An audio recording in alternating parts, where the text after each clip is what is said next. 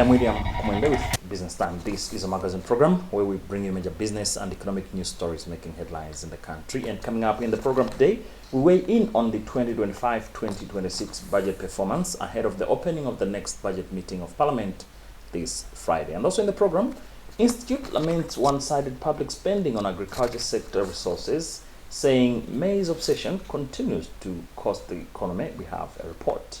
We have these and other stories. Stay tuned.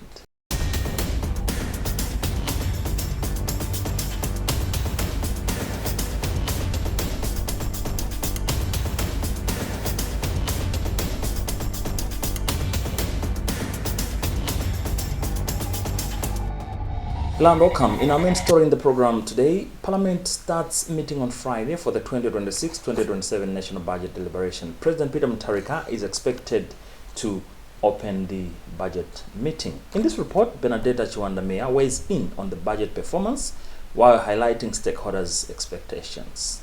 When President Peter Mutharika rises in Parliament on Friday 13 to deliver the State of the Nation address, he will be speaking to a country at a critical economic crossroads. The address will officially open the second meeting of the 52nd session of Parliament and focus largely on shaping the 2026-27 national budget. The budget deliberations come as the current 2025-26 financial plan revised upward during the mid-year review by 512.6 billion kwacha to 8.58 trillion kwacha expires on March 31st, 2026. Malawi enters the budget session burdened by multiple overlapping shocks. Foreign exchange shortages remain one of the most severe constraints on economic activity.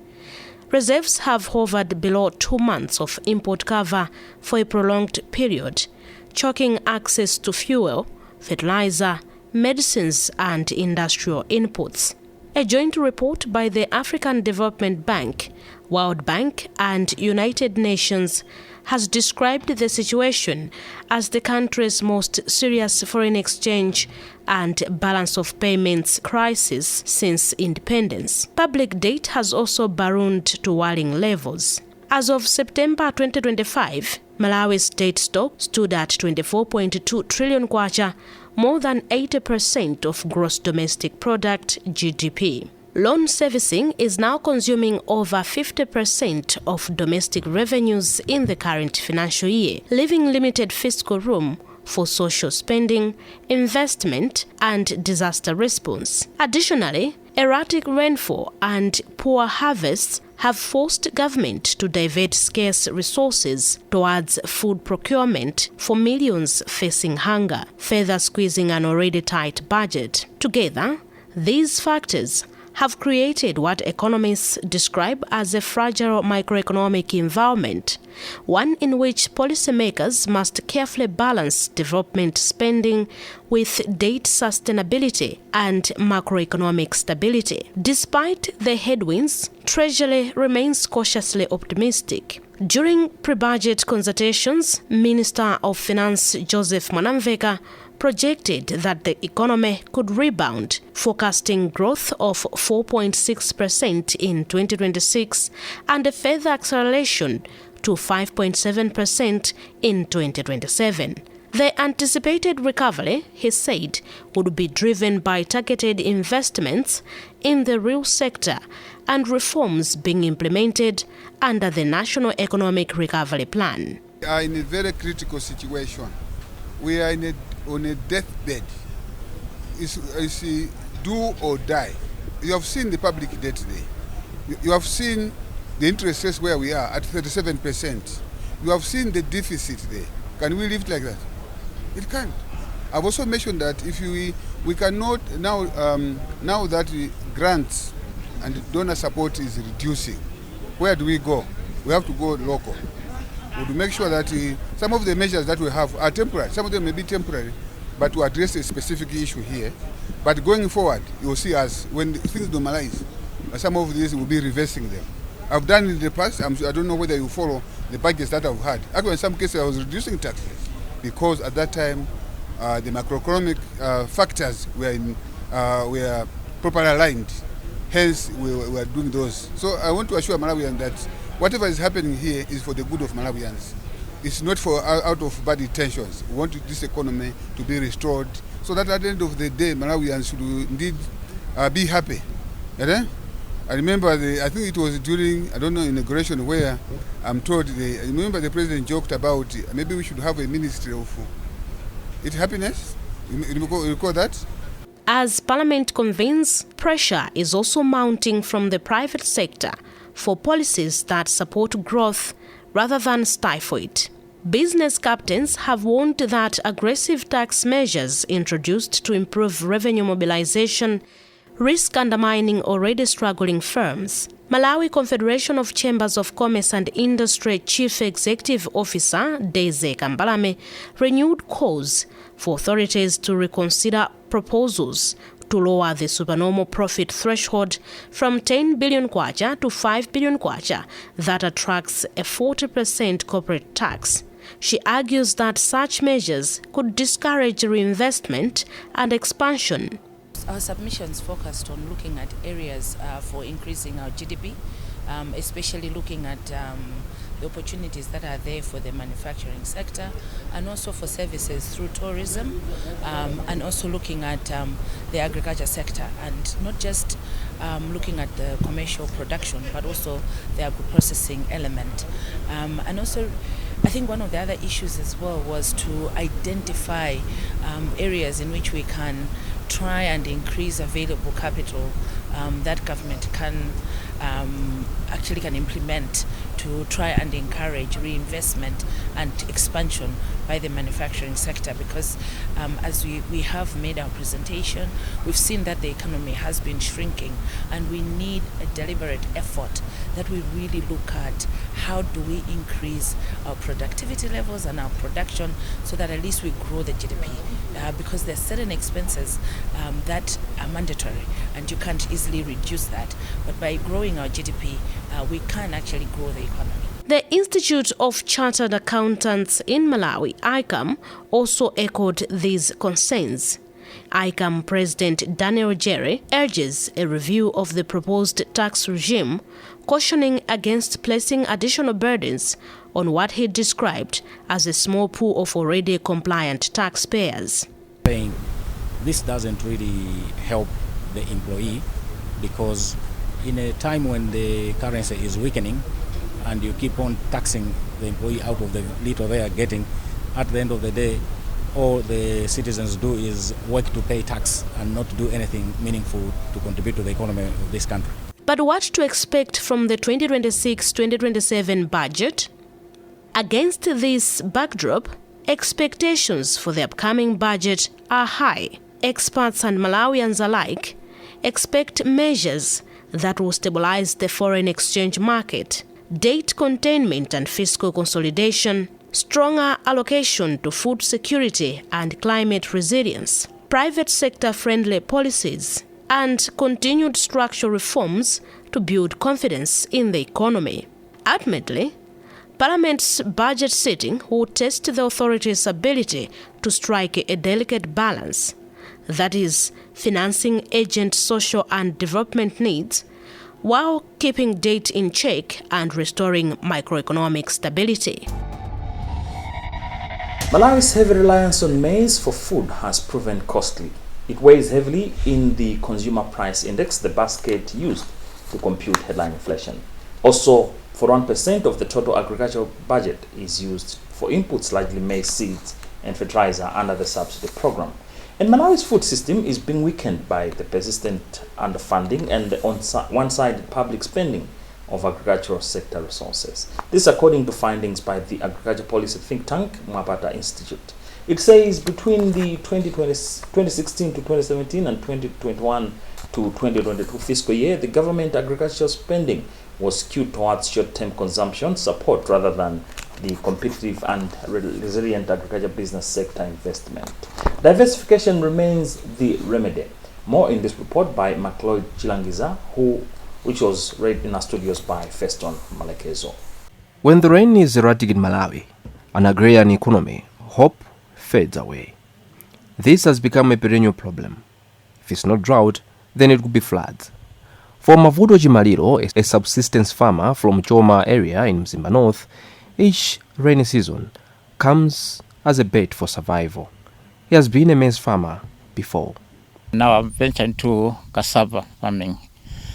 I'm really seeing a lot of profit from this farming because one, I'm not destroying forestry. Two, it's health friendly. Three, there's income. Cassava is resisting, I should say, drought resistant. While maize is really a problem due to climate change. Whereas those who are planting cassava, they are not all that scared. They do earn something from cassava, whether it will be that dry spell or not, compared to those who are doing maize farming. Each year, when the maize output is affected, an average of 4 million people face hunger. But according to Mwapara Institute, ironically, Malawi's agricultural spending remains heavily tilted towards the crops subsidies. This is despite mounting evidence that diversification could deliver better returns. In its policy brief titled Policy Lessons for Localizing the Food Systems, Transforming Agenda in Malawi, the Institute says over 40% of agricultural resources continue to flow into maize-based subsidies. The findings show that between 2016 and 2022, 41% of the resources went to fertilizer and seed subsidies, while 12% was channeled to food aid and maize distribution. We noted that most of the policies that we have, the frameworks, are coherent and aligned to the agriculture policies. However, there are some gaps which need to be addressed. For instance, the nutritional policy there mainly focuses on nutrition for under 5 children. We also noted that there is a gap in terms of food waste management, retail marketing, and cold storage management. Apart from that, there is a prioritization of maize production, so that undermines the diversification efforts. The brief further notes that long-term investments remain underfunded, with important sectors like irrigation and extension services accounting for only 6%, while research and training consuming only 4%. In the 2025-2026 budget, over 241 billion kwacha was earmarked for the implementation of fertilizer subsidy programs. However, Malawi has potential to embrace cassava and other crops as maize complements. According to the Agriculture Production Estimates Survey, Malawi produced over 6.2 million tons of cassava in 2022, ranking 16th globally. Consumption is projected to rise to 1.9 million tons by 2026. Cassava's strength lies in its resilience, thriving where maize struggles during dry spells and erratic rainfall. Agricultural policy expert warns that continued prioritization of short-term consumption support will perpetuate food insecurity. This cannot be achieved with the kind of production or investment models that we have towards the agriculture development, because if you look at much of the resources in agriculture, they are indeed going towards the short-term subsistent investment through the subsidies, and not necessarily towards the production that could help in terms of generating the forex, generating jobs and everything that could help to make the economy grow. While authorities lag on policy framing, farmers are adjusting. In rural Malawi, Mavudo Chimaliro says he treats cassava farming not as an experiment, but as a survival strategy. He says cassava has transformed his household, providing food security and steady income even when maize fails. And to the side of income, those who are growing maize, they cannot compare with me. Even those who are growing tobacco, they cannot compare with me. I've got children who are doing better due to the income I'm finding from cassava. School fees, health-wise. For those who are growing maize at a space of 1 acre, and those who are growing cassava at a space of 1 acre, the maize farmer cannot even compete. cannot match with those who are growing this type of cassava. 1 acre, if you have managed it very well, you can earn about 7 million. Not less than 6 million, not more than 7 million if you have prepared, you have cared it very well. So I've planted 4 acres. I'm projecting to have 20 million plus this year. Mwapata is now calling for a major shift in public spending away from short-term consumption support and towards irrigation, research, extension services and diversified crop value chains. With Malawi's public debt climbing past 22 trillion kwacha, consuming over 85% of the national budget, every kwacha spent must now deliver lasting value. Remember, this is Business Time, a magazine program in which we bring you major business and economic news stories making headlines in the country. My name is William Kumwendo. We'll be right back.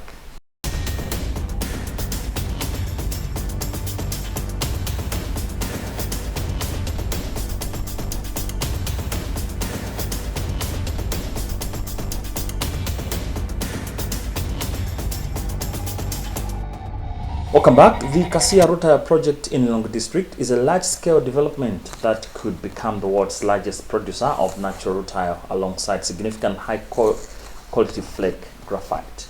The project has attracted a 3-year strategic partnership with the International Finance Corporation, the private sector arm of the World Bank Group.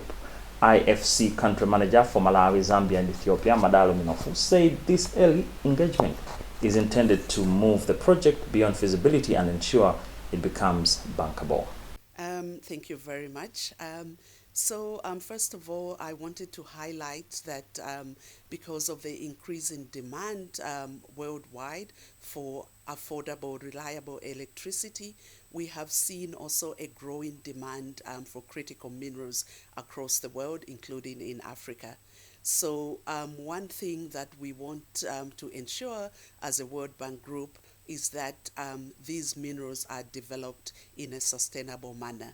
And IFC, through this agreement, is planning to partner with Sovereign Metals to ensure that this mine is developed following world benchmarks when it comes to sustainable mining and deploying environmental, social, and governance principles that are well recognized worldwide. And these are some of the IFC performance standards that we use in mining projects across the world. IFC is not new into mining. We have done a number of mining projects across the world, including in Africa. So through this agreement, we are bringing forth our experience when it comes to setting the right kind of environmental and social governance principles to ensure sustainable mining practices are followed in the development of this mine. So this is not a financing agreement, but it is a collaboration agreement and what we call an upstream early engagement agreement, where we work with the private sector company to ensure that we put the right structures in place to ensure that these environmental and social standards are followed in the development of this mine. So we are excited to work closely with Sovereign Metals on this engagement, and we believe that we bring a lot of expertise when it comes to both our experience in structuring such projects from an environmental and social perspective, but also our experience when it comes to raising financing across the world, because eventually once this development stage is completed, the company will be looking to mobilize funding on the capital markets worldwide. So this initial investment when it comes to preparation of the project will help them in terms of the capital raising that the company needs to be able to fully develop this mine. Because when you're looking at mining, we always talk about the important, what we call the energy mining nexus, because mines require a lot of energy. And our role is also to ensure that we have sufficient energy within the country to be able to meet the demands of these mines. So as part of our work in Malawi in this sector, we are also looking at the issue of energy supply to the mines. We started working on the Mpatamanga Hydro Project, which is a partnership between IFC and the Malawi government, as well as the private sector company, EDF. We signed a collaboration agreement, I think it was in 2022. So through this agreement, we are looking at developing this 358 megawatts energy project to ensure that through this energy project, we are able to meet the demands for electricity, not just for the mining sector, but across all sectors in the country, because we understand that energy is an important enabler, not only for mining projects, but also for industry as a whole. And we believe that if we are able to ensure the supply of reliable energy for industry as well as these mines, then we can be able to really achieve the developmental gains that we think Malawi can be able to achieve. Other business news. Agriculture mechanization is one of the best options for Malawi to improve agricultural productivity.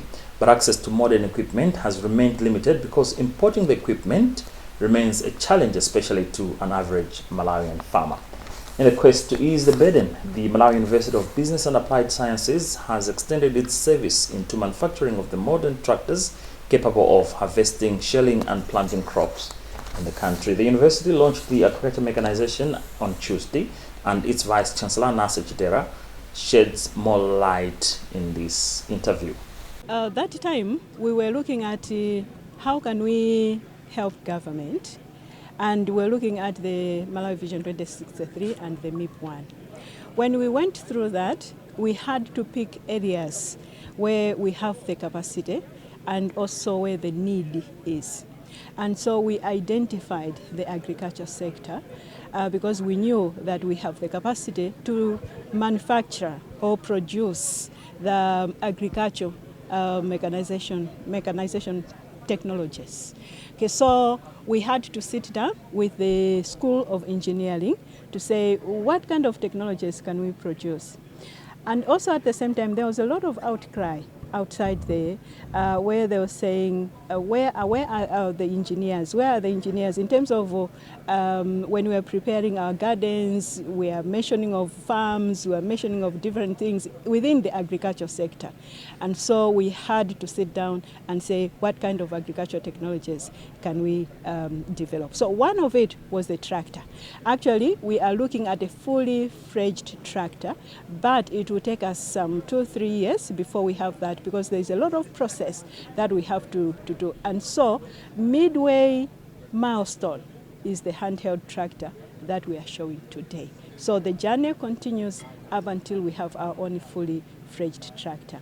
Apart from the handheld tractors, we also had to look at how do Malawians plant their seeds. So we have the planter, and that planter can plant anything, including maize, whether it's soya, whatever it is. So we have that planter. We have the maize shearer, but also we have a harvester.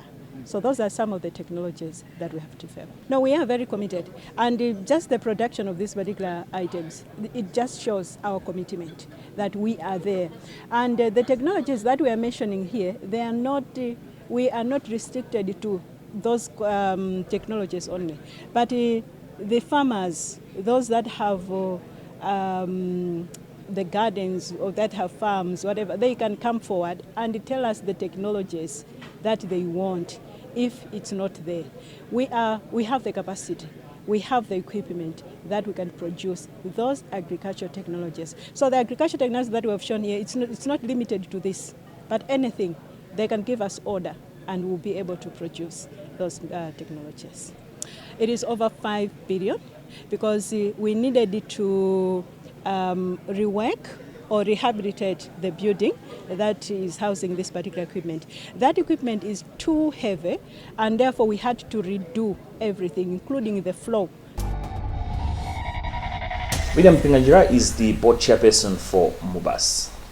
So, I should say on a weekly basis, we are able to produce 1 to 3 tractors. So if it is a continuous process, and that we have all the raw materials and members are there, therefore we have the orders, then it means per year we should be able to produce 3 times, how many weeks? 52 weeks?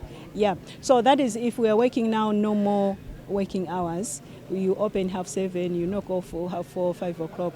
But if we have more orders, for example, in that particular case, it means we can introduce shifts. So we can have the night shifts, whatever, as long as we meet the demand that is outside there. It's a milestone for the university because, as you are aware, universities in Malawi historically have relied on subsidies from government. So the launch of this mechanization unit is now the start of commercializing the research and the knowledge that the university has, and these products will be available to the private sector, public sector, and all Malawians who are willing and able to acquire this, and this should help in the funding, diversifying the funding resources for the university. So some of the equipment here you see as the handheld tractors, which can be used for tilling and other things, maize shellers, amongst others. So these are some of the things that are being done now, and in the future we're also aiming to produce a tractor here in Malawi, and this will also help us in making sure that we work on the import substitution program that the Malawi government is also pursuing. Well, with that story, we've also come to the end of today's edition of the program Business Time, a magazine program in which we bring you major business and economic news stories making headlines in the country. On behalf of the entire production team, my name is William Kumwembe. Thank you for watching, but always remember, if it doesn't make money, then it doesn't make sense. Stay safe and goodbye for now.